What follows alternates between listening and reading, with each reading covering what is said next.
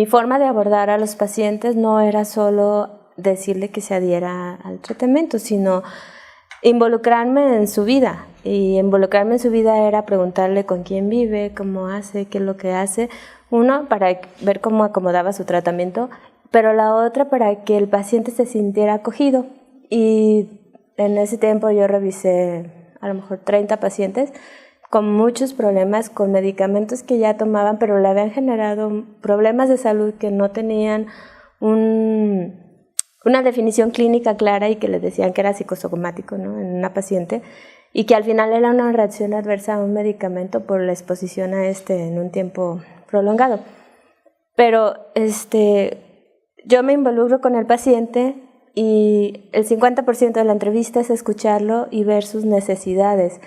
Y le puedo decir que esos pacientes tuvieron un impacto positivo en su salud, mejoraron su vida, su calidad. Ahora lo sigo haciendo con pacientes que son mis familiares, que son mis amigos, y yo veo una problemática porque, por ejemplo, a una amiga le dice un médico, tienes UCI y ya no puedes embarazarte, ¿no? Entonces yo digo, es que estamos en una era en donde hay un universo de opciones para el paciente y decirle que está desahuciado, por así decirlo, o que ya no puede tener una función normal en algo, es algo pues duro y creo que muy arriesgado, ¿no?, por parte de un médico. Entonces, pues yo le doy asesorías y le digo, cambia tus hábitos de alimentación, pues posiblemente tengas una respuesta o una mejoría a ese problema que tú tienes y ese decir no, pues se convierte en una esperanza, ¿no? Y eso con muchos pacientes, con mi mamá, con mis amigos. Entonces yo creo que como profesores, yo no soy experta, pero sí trato de orientar a mis alumnos o a los farmacéuticos colegas a que nos acerquemos a los pacientes, a que hagamos ese match de persona a persona, no como un profesional que quiera imponer su voluntad o que le vendamos un medicamento o queramos que siga por una línea con un médico. No sé si estoy en la vía incorrecta, pues. Bueno, yo creo que el ser humano con otros humanos es algo que es beneficioso siempre, por mucho que las personas de cultura occidental pensemos que somos las culturas más evolucionadas, ¿no? Pues si ves la tribu Xhosa de Sudáfrica, ¿no?, que es a la que pertenecía Nelson Mandela, ¿no?, pues ellos tienen la filosofía Ubuntu que nos dice que somos humanos a través de la humanidad de los otros, ¿no? Entonces que el ser humano es un ser humano social y necesita para su desarrollo hacer el bien a los demás, ¿no? Y eso no debe de ser exclusivo, ni lo tiene que ser, ni lo es, ni de los farmacéuticos, ni le podemos pedir al farmacéutico que sea más que otras profesiones en eso, ni del médico, ni de otras profesiones de la salud, pero ni de abogados, arquitectos o de cualquier otra profesión, ¿no?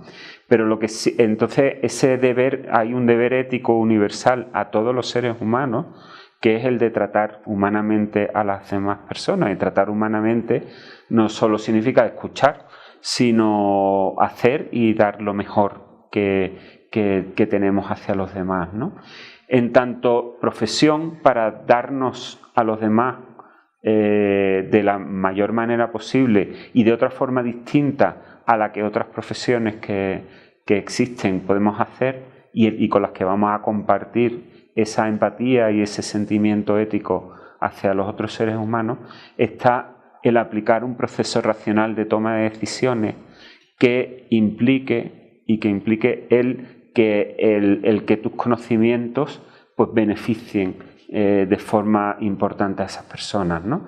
Entonces lo que es importante para esto es decir, en el marco de la medicación, es decir, como farmacéuticos, ¿qué es lo que podemos aportar y no aportan otras profesiones, ¿no?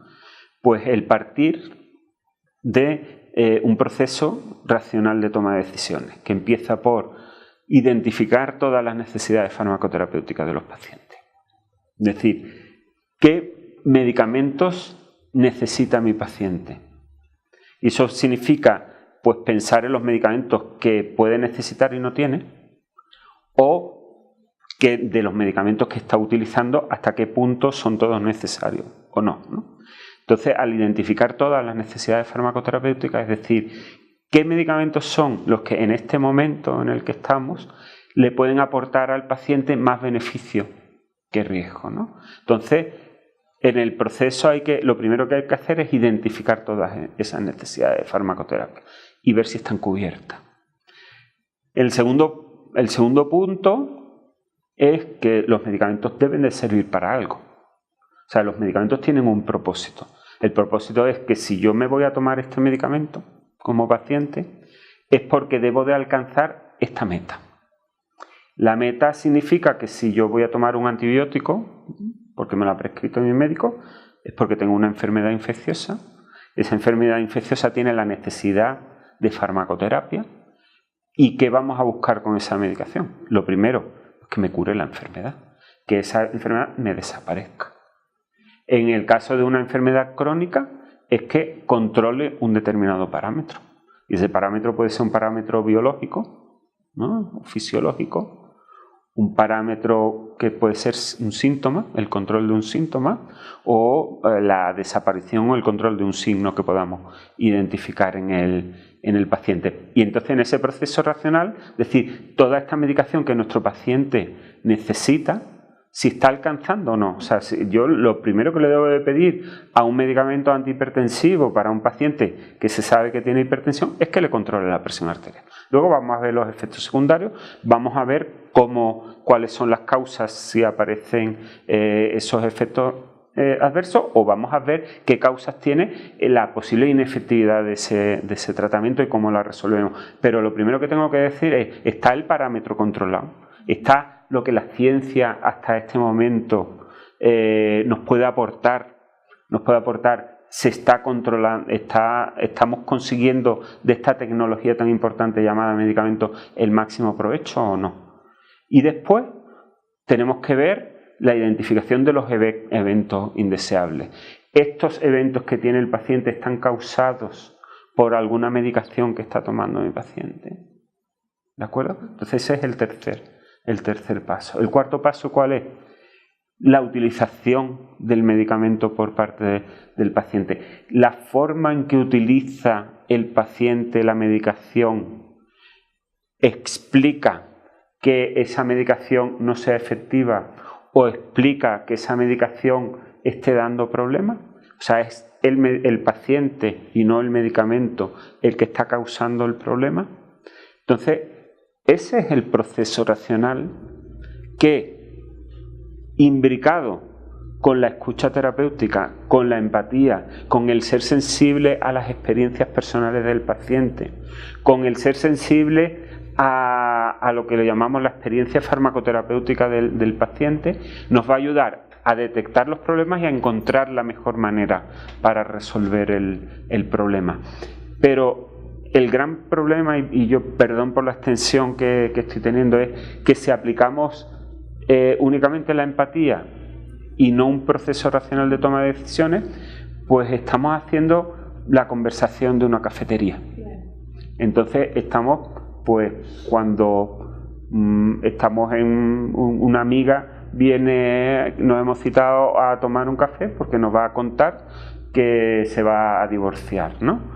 Y nosotros no somos ni abogados ni nada como para darle un consejo profesional, sino simplemente le estamos ayudando desde un punto de vista emocional, que es muy importante, porque la persona que se va a divorciar no necesita solo al abogado que le asesore desde un punto de vista legal cómo se va a resolver el problema, sino de un apoyo, que eso causa impacto muy importante sobre las personas, porque los seres humanos somos muy importantes en eso, pero que realmente no vamos a dar más allá de eso. Entonces corremos el riesgo como farmacéuticos de que si no actuamos con un proceso racional de toma de decisiones para mejorar los resultados de la farmacoterapia que necesita el paciente, pues nos convirtamos en un amigo de cafetería de los pacientes, con lo cual aparentemente el impacto es positivo, y sin duda lo es porque los impactos emocionales son positivos, pero no estamos dando lo mejor de nosotros mismos. Y si no estamos dando lo mejor de nosotros mismos, hay un problema ético también. Hay un problema ético porque nosotros estamos actuando como profesionales. Y como profesionales, si vamos a los principios de la bioética, lo primero, causar el menor daño posible, la no maleficencia y la beneficencia. La beneficencia se trata de dar lo mejor hacia el paciente, y lo mejor de nosotros hacia el paciente es aportarle algo que otros profesionales y otras personas no le dan. Y si nada más que escuchamos, por muy bien que nos sintamos y muy bien que aparentemente el paciente se sienta, e incluso por muy bien que impacte sobre su salud, es éticamente inadmisible. Es éticamente inadmisible porque no estamos aplicando el mejor conocimiento posible que tenemos como profesionales para darle salud a los pacientes.